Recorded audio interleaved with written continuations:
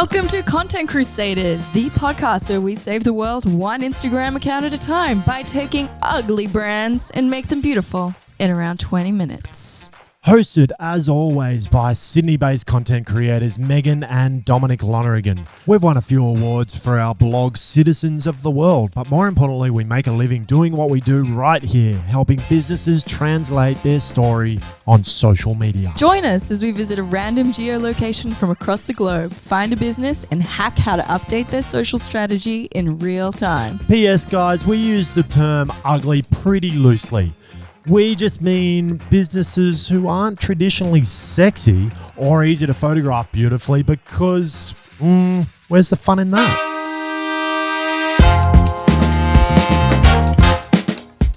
Hey, Dom. Hi.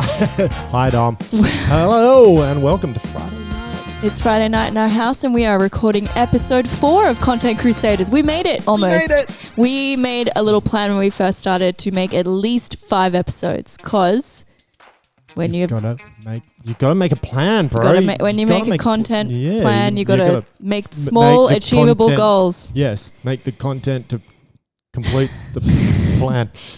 Well, 5 weeks, 5 episodes. So we're up to week 4 and it's a very special episode. We wanted to mix it up a little bit. Oh, we're going to have a party. We're having a little party and we're, instead of picking a random business off Instagram geolocations like we normally do, we've decided to do something I've been personally dying to do. Not you, but that's cool. Yeah, for me, for ages. Megan, Miss Pop Culture here. Are you ready, Dom? Yes. We are going to fix Mase's Instagram. Do you want to say that? Do you want to say that again? Mase's Instagram. Mase's. So we're gonna fix Mase's Instagram. I mean, the rapper from the 90s. Yeah. Prolific in the late 90s, maybe early 2000s, responsible for some of these absolute bangers. Yeah, what you know about going out, head west all over again, get money all over again. Okay. I feel like I just want to listen to the whole song. Massive, man. Like, so he was massive. That was like high school. 97. Yeah. That was not high school, man. It was primary school. Primary school, bro. Oh my God. Yeah, that was. Yeah, it was a long time ago. I'm not going to say what we're doing on the dance floor. That was do not say that. No, cool. But before we get into that, because we have so many thoughts about Mase, and there is a big explanation about why we're doing Mase. Not all the time. No, there is an actual. I actually don't know much about Mase, but I know there's one story that I will get into in a minute. But before we do that, so before we do get into that, I had no idea who Mase was until this week. What? Well, I knew who he was, but when you said, hey, we're doing Mase, I was like, who the is Mase? I'd expect most people would not know who Mase is. But you know the songs. But I know now. Yeah, you know the songs. So yes, but... So really everyone knows Mase. And no one knows Mase. Knowing, yes. Ooh. Oh, there's so much to talk about. Yeah. Oh, it's such fertile territory. I love it. I know. Okay. That might talk a little bit about psychology, about what you're getting into a little bit more. Oh my God, I love it when you talk dirty, baby. Oh my God. Okay. Before we do that. Before we do that, we're going to mix it up a little bit this time, and we're going to do our voicemails first. Because we got a few this week. Yeah, we got 3. 4. Let me check. This one looks promising. Goes for a second. My name's Jeff. Yes. My name's Jeff. That's great. Yeah, thank you. Thank you. We appreciate it. That just cost us $5. My name is Jeff. Yeah, no, I'm joking. Thanks. Okay, next one. Give me something good. Hi guys, Gary from the shining metropolis of Langwarrin. Hey Gary. In Victoria, Australia. Just saying I enjoy your program. You guys look like you have a lot of fun on that. We do. I'm just wondering what your general feel is for how the business world is coping, and do you think that podcasting is the future sales? Just like to hear your thoughts, actually. Have a great night. Thank you. Yeah. Thank you, Gary. We appreciate every single call, and we love you for doing that. Thank you. Yeah. Good question. Dom, what do you think? Podcasting, I reckon podcasting I reckon podcasting is huge at the moment, and it's an easy place to get into. The thing about podcasting and something we're learning very quickly is like social media and digital it's very easy to be shareable, but podcasts is just a little bit more of a barrier for entry for people to get to your business content, I find. So people have to kind of already be invested in your company somewhat. I think somewhat, and I think as well with podcasts, podcasts are really, they are 100% serving. It should be all about service. It is all service. Yes. There is nothing, no one wants to listen to a podcast otherwise, unless it's serving them for some kind of, ow! The cat. Sorry, cat's crawling on my leg. Unless it's serving for some kind of entertainment, or it's serving for humor, or it's serving for information. Yeah. It's because it's not a place to sell too much. No. I've listened to some where they do like a hard sell at the end or at the front, which is all good. I get it. And ads do exist in podcasts, but the ones that perform really well are the ones that just feel natural. So if you're selling something, and you would know, you listen to a lot more podcasts. I listen to podcasts every day. Yeah. But if you're selling something, like if you're using podcasting to market something, it needs to feel very seamless and not pushy. Like us. I don't know if just to answer your question, Gary, I do not think that podcasts are the primary content that you should focus on. They're a deeper level. They're secondary. Yeah. Number 2. All right, next voicemail. Oh. Hi, Megan Dom. It's Hayley. I was just wondering, I've just started my business Instagram page, and I've noticed a lot of people are following my page, and then when I follow them back, they're unfollowing me. But is there like something that I can use to help me know when that's happening? Because I'm finding it really tricky to keep track of who is still following me and who isn't. So any feedback on that would be really helpful. And loving the show. Thanks heaps. And have a great day. Bye. Oh, awesome. Thank you. Thanks, Hayley. We'll send you your check later. But seriously, number 1, oh my God, so much to unpack. So much to unpack. Following and unfollowing strategy that's dead, do not work, like don't do it. And it sounds like you're not doing it. Someone else is doing it to you. It's kind of like smoking. Just don't do it. Yeah. But 2 things. Back in the day, you could use, there were plenty of apps on like iTunes. Followers apps to find out who is following and unfollowing. And we've all used them and they're fine. There's nothing shady about that.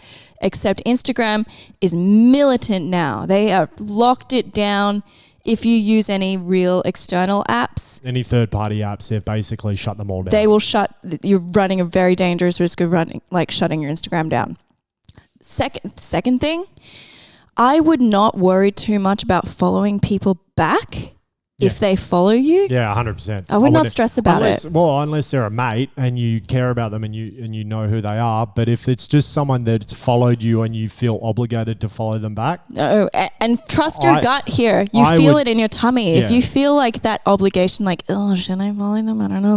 Just don't. Just don't. Megan we both feel differently about this. It's a personal choice. But when people follow me, typically I say thanks for the follow. I hope you enjoy the content. I totally think that's a great idea. I just don't want it to feel like forced or fake. Yeah. So I think realistically people will follow you if you've got really good content. You should just give yourself a pat on the back. And so don't agonize so much about if they're dropping off and following. You just focus primarily on the content that you're doing and be happy about what you're doing. And it's like, build it, they will come. Yeah. Oh, hi guys. Just phoning up to say really great podcast. I've got a construction company in Adelaide, and I was just wondering if you have any tips on what content to post on our Instagram. Love your work and look forward to the next episode. Thanks. Thank you. Awesome. Thank you. This is, I've got such warm and fuzzies now. I know. Didn't get your name, but that's okay. Cool. That's cool. Man of mystery. Double layers to this. Construction is, I reckon, is the easiest one to do. You are in the sweetest spot. Sweet spot. Before and afters, straight up before and afters are really easy. Well, that's that. Okay, so there's 3 approaches. So it's super easy. You got before and afters. You've got what's happening on site today, all of that stuff. But I want to go deeper, and I'm like, what's the kind of stuff that will hook new people and make you stand out to another builder? I don't know, Maggie. What is it? It is focusing on the kooky characters that build for you. The team. Like, I have seen builders that have the best content. Yes. You that is I dream about content about the team. Yeah. The camaraderie. You've got to remember that most big construction companies, they're all subbies and they don't want to be on camera. Yeah, I know. I mean, that's the thing. It's like the unicorn, you know, you that beautiful. But it's not like the block every day kind of thing. But if you had, there's a TikTok group called the Unemployed Someones. I can't remember I think they called the Unemployed or something. Yeah. And they're tradies who just like do stupid shit.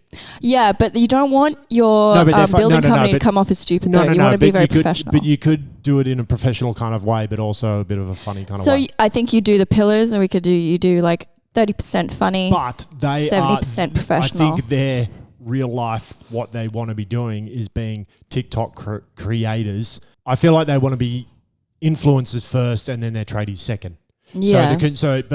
But yes, if you've got that mentality within the herd and you've got really great, what's the word I'm looking for? Really great, camaraderie within the business, team stuff. There is a word. Okay. Then yes, you could. But one of the things I found working in construction social is you shouldn't have like 90% of your content towards other builders, because a lot of builders want to showcase the stuff they're working on, but you have to remember that a lot of Instagram, for instance, is the followers you want to sell to are people who want to sell the dream. I think the other thing, so you need a lot of finished product. Yeah, I think the other thing is as well is not just thinking of your product as a finalized product, as in straight on construction product imagery, which is empty rooms or maybe people walking through blurred, maybe actually creating it more of a lifestyle point where people are actually using it and enjoying it and having a coffee at their table. Oh my God, we should do a construction show, babe. Oh, I know. Oh my God. Because I think that's actually where people, like, I don't know what construction you're in. I'm going to guess that you're in commercial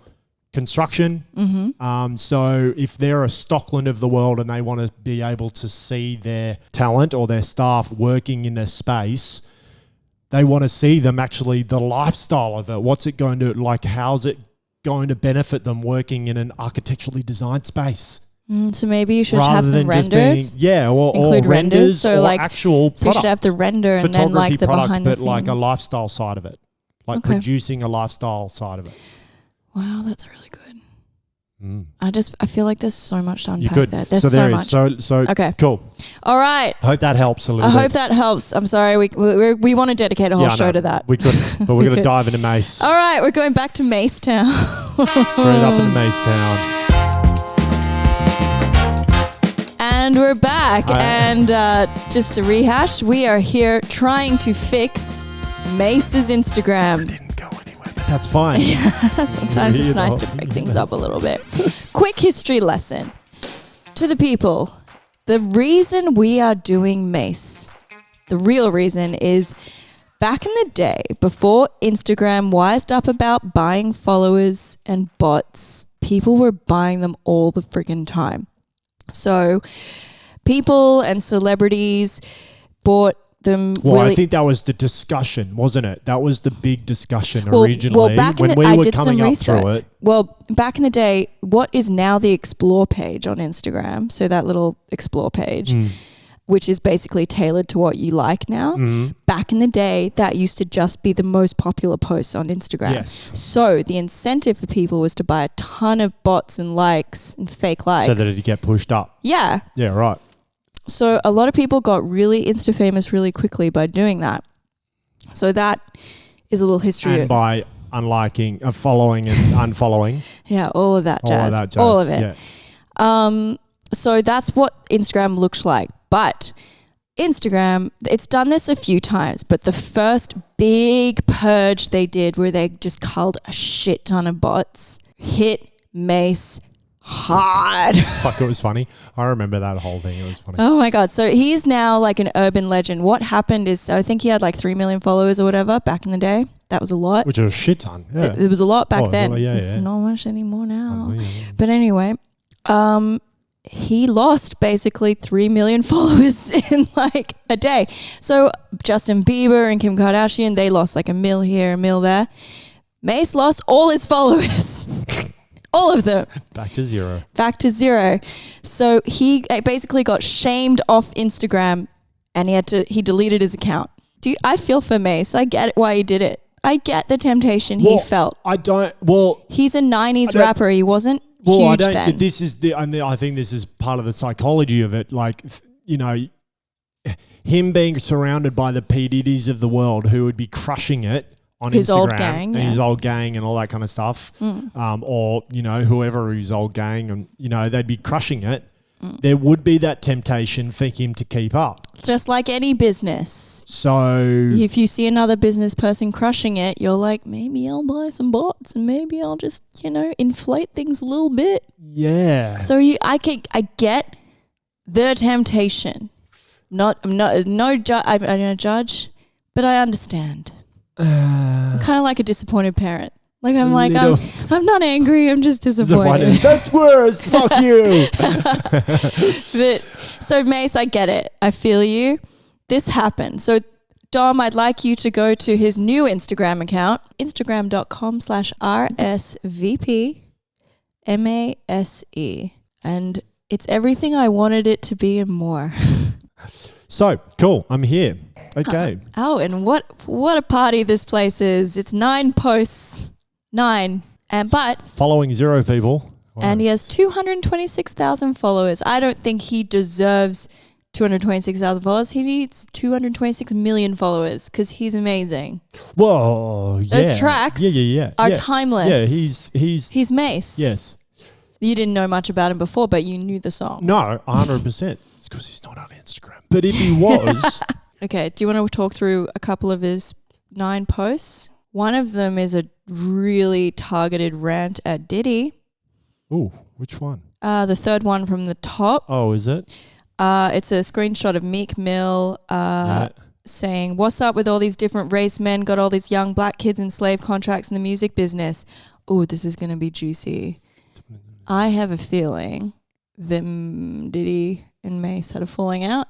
And I think that he had Mase in a really shitty contract. Probably. Because this is basically, guys, if you are following along, it's about a 10-page rant about Diddy. Wow. It goes on about how... Wow. Yeah, okay. It goes on and on. I'm not going to go on too much about it, but it kind of details the story of what happened to Mase and Diddy and how his contract screwed him to the point where he was performing for no money. I think it's safe to say that, like, they're 9 posts, but they're not really saying much about where Mase is and what he's up to. No, but I quite like the most recent one that he's done. The Biggie, call out to Biggie. Thank you for... If you're following along, it's a post with just some graffiti with Biggie, just saying how awesome Biggie was and how much he taught him coming up. So that was cool. Cool. So we're going to take a sleep now, right? Yeah. Okay. We're going to take a really quick break and we're going to talk about Mase's pillars and fix his Instagram.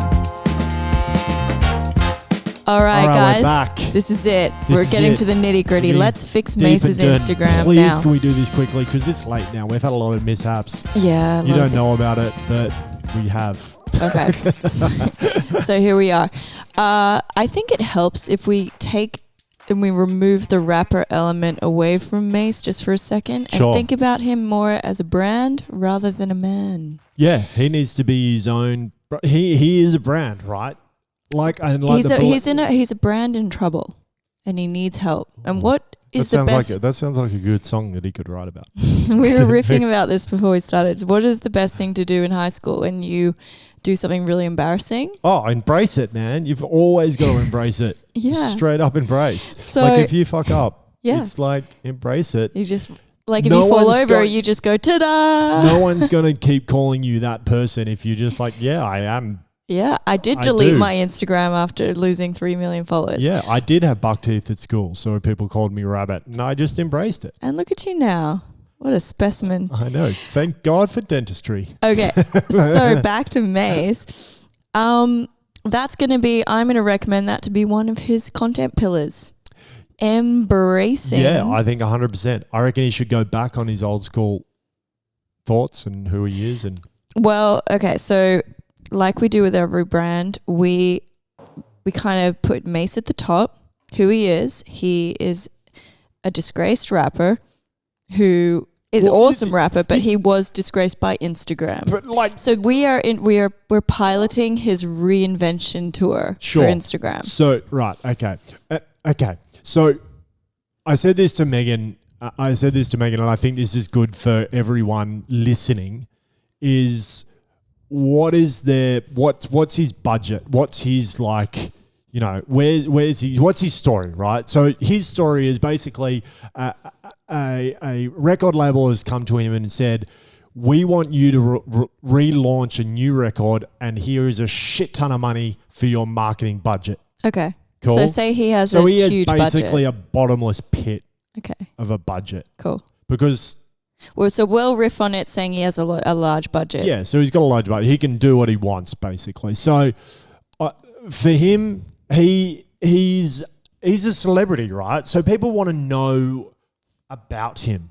There is still an audience out there who want to know about Mase. They want to know about him behind the scenes and what he does. So I think straight off, he needs to have someone producing content, a behind the scenes around pillar. him behind the scenes. I feel like that's goes without saying, but in terms of giving it a bit of a hook and a narrative for people who come to his page. Well, I think the people filming him, sure, the director or whatever. Okay, so I think one pillar of his should be embracing the embarrassment of being quitting Instagram.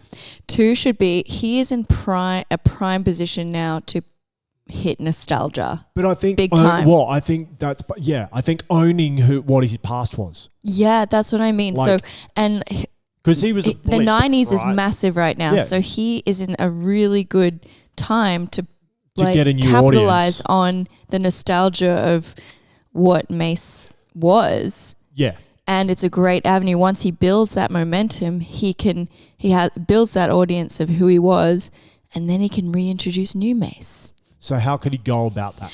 Okay. So in terms of a nostalgia thing, I've got a couple of ideas. Yeah.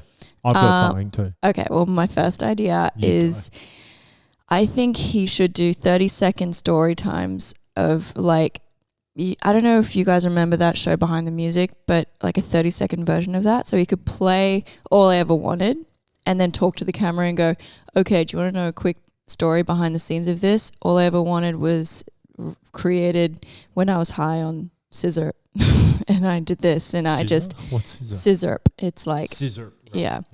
Anyway, I just made that up. But, you know, we riffed on this and I did that and then I did this. So it's kind of like a really quick story time. Yeah, so it's just a bit of a behind the scenes about where he was and what was the placement. Yeah, just cool, funny things. Or like maybe he could go back to a place where he filmed a music video with P. Diddy and be like, oh my God, I remember when we filmed with P. Diddy, it was so crazy like this.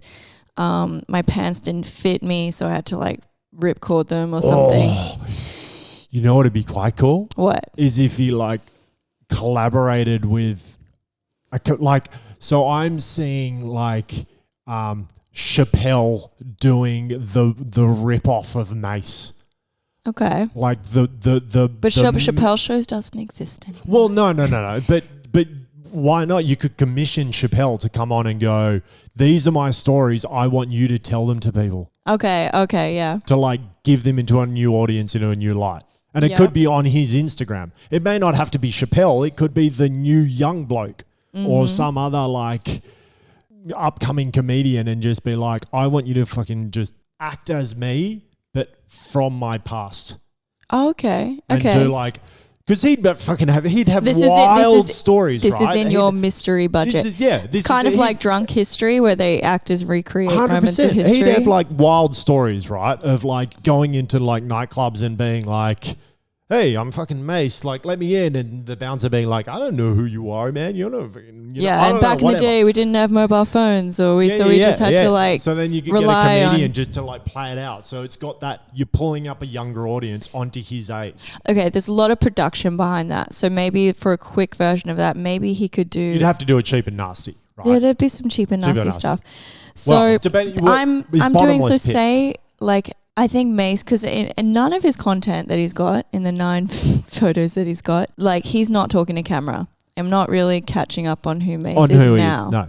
No. So I was, my idea to bring him back up onto the moment now would be, if this label was asking him to produce a new album, I would get him to produce a new album. So he's producing his new songs. But in the meantime, I would get him to film and bring his old tracks, which were massive, bring his old tracks up to new age producers and get them to reproduce his old songs and film it. God.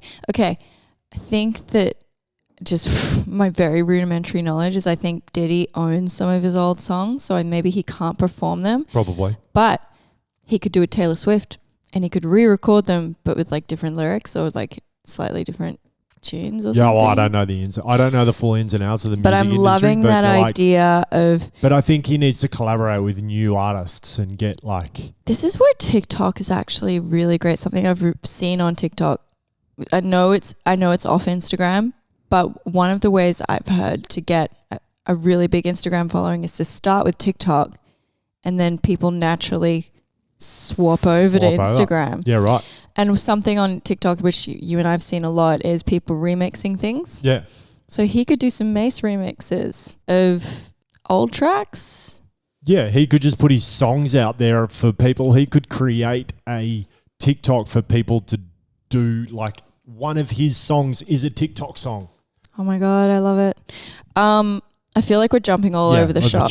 Yeah, probably. It's late. Probably it's really late. It's late. So one arm, just to drinking, I'm not going to lie. Just to stay professional as much as we can. On one arm, we have nostalgia as a theme for Mase. Yeah. So a lot of nostalgia content, a lot of memes harking back to the 90s, a lot of stories from the 90s. And then collaborating. Collaborating on all new collaborations. New artists doing old Mase songs. Yep. So there would be the comedian. There would be the comedian collaborating onto his old stuff to bring up, like a young, fresh, new comedian bringing his old into the new. Oh, let's spring all sorts of little ideas off nostalgia, because nostalgia is just one thing, but you can spring off the comedians. Well, you can do memes. So like Chappelle doing Eddie Murphy, people would not know about Eddie Murphy and Prince and all that kind of stuff from back in the day. Until Chappelle brought it up. I feel like I just want to tell you something. Chappelle really doesn't want to do a show ever again. I'm not saying it has to be Chappelle. Okay, you mean like Key and Peele? I mean just whatever, Key and Peele or someone else. Whoever the new Chappelles are. But Chappelle was huge, right? Okay. So that he brought those artists back up into the now. Okay, yeah. So you just mean lean on... it wasn't even Eddie Murphy. It was bloody... It was his brother. Maybe you get like Jimmy Kimmel to do like a lip sync battle or something. Yeah, with Mase. Or it could, whatever. But that is like, I feel like that is so something that his PR team needs to deal with. Thing. That's a publicity thing. No. But he could get someone on TikTok who is funny. I feel like you're going to cry. Don't dive too hard. Chappelle doesn't want to do it. I'm not saying Chappelle. All right. Sorry, guys. Okay. One, nostalgia. Mase, lean into nostalgia. 2, second pillar. Collaborate with some fun comedian who's going to tap you into a younger market, a new young market. So I'm not saying Chappelle. Okay. I'm saying a new upcoming comedian. Okay, you're leaning really hard on comedy. Is that because I want to talk about why you're leaning on comedy. Oh, because we were talking about a good way to bring up his past discretions. So I think a good example of that is, do you remember when Tom Cruise jumped on the couch and everyone was like, this guy's a fucking idiot, his career is over, what is he going to do? And thankfully, someone guided him down the pathway of doing Tropic Thunder and taking the piss out of himself a bit. Yeah. And that is the natural path for any person who has done a boo-boo. He actually did. Anyway, that's a whole nother tangent. Okay, cool. Yes. So we've got nostalgia in your comedy, all right? Yes. And then secondary, he needs to talk about his current situation. Going-ons, right? He might not have anything going on though, and that's the situation. Does he talk in about our mythical world, our hypothetical world, where his new record label has come to him and said, produce a new record?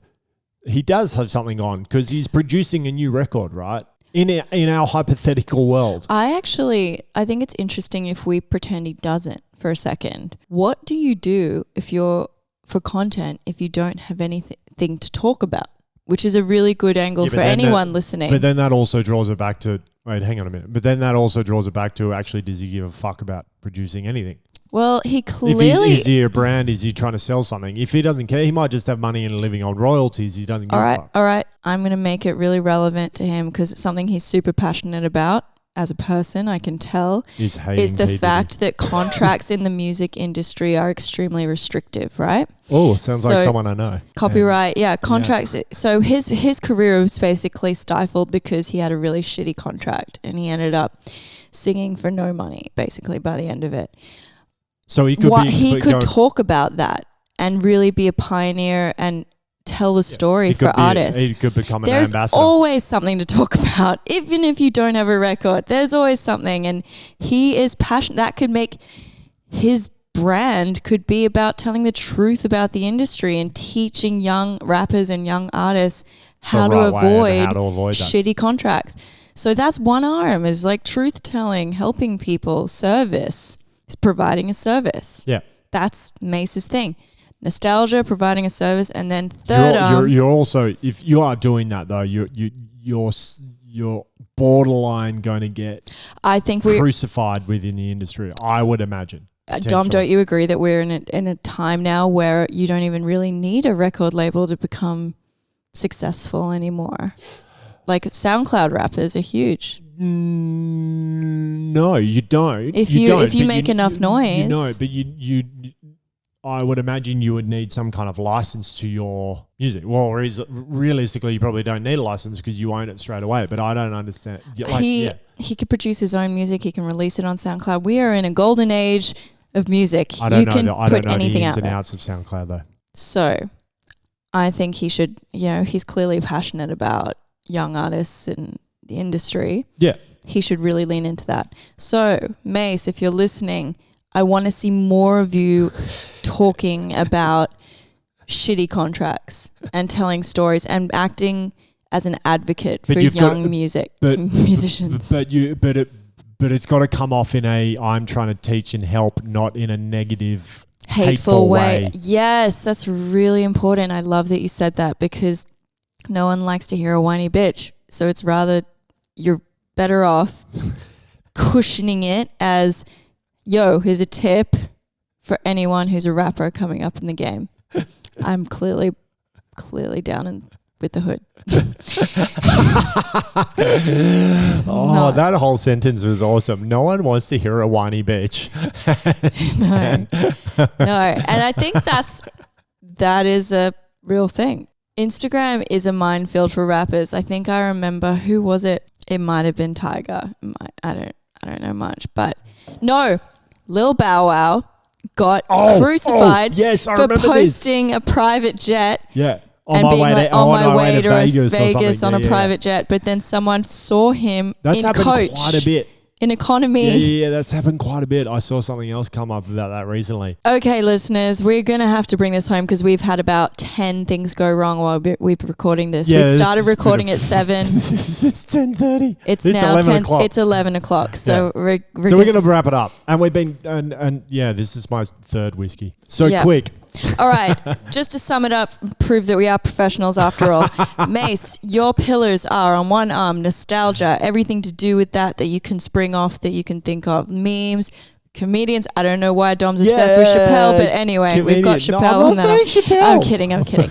In the middle, You've got truth. We just wrote the word truth, but I think it's about truth telling in the industry, tips for people, but not presented in a negative, bitchy, whiny way. To keep it positive. Keep it positive. Keep it in a lesson. It's got to be a Life lesson. lessons from the industry. Or your lessons. Yeah, anything you've lessened. Yeah. Anything you've learned. But just don't bitch and complain about it. Yeah, positive, helping, service. On the final pillar that we're going to give you is production/life. What's going on with your life? What's happening with your music? Yeah. If you're rapping anything new. Things that are extra. Like, I want to see more of that kind of stuff. I want more of that. I want to know what cool stuff you've got going on. Yeah. All right. 3 pillars we ended up delivering. Thank fuck. That took 4 hours or something crazy. Well, it didn't. We had a dance in the middle and we watched an episode of Westworld. Yeah. All right, guys. We made it. Let's bring, just as we always say, don't forget you can leave us a voicemail if you disagree. If you are Mase, please call in. But Give us a call. I doubt you will. But yeah, I know. Anyone else It'd be at all? pretty cool if you did, though. It would make for great content.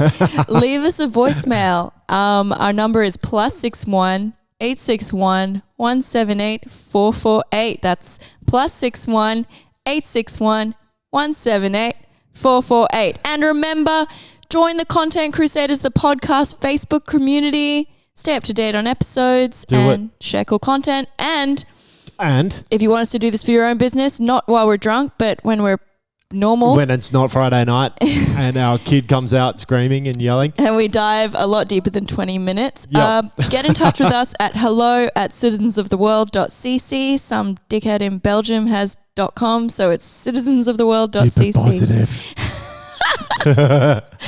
And are on Instagram at Citizens Content. It's all love here.